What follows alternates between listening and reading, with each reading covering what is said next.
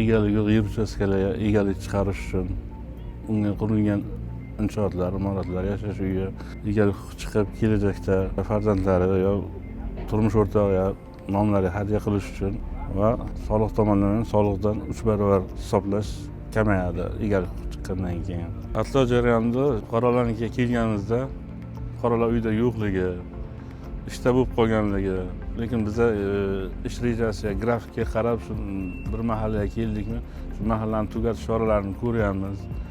Iloji boricha mahalla yettiligi bilan fuqarolarni topish, izlash yo'llarini qilib, uyini ochishni imkoniyatini qilyapmiz. Chet elda ishlayotganlarning imkoniyati bo'lmaganlarni mahalla bilan davlatnoma orqali kiritib ketyapmiz. Ish jarayonida shu fuqarolarga qo'limizdan kelgan yordamni qilyapmiz. Imkoniyat darajasida xatlarni yaxshi o'tkazib, shu fuqarolarga qarorlar chiqib, muammolari yechilsa, shundan faxrlanaman.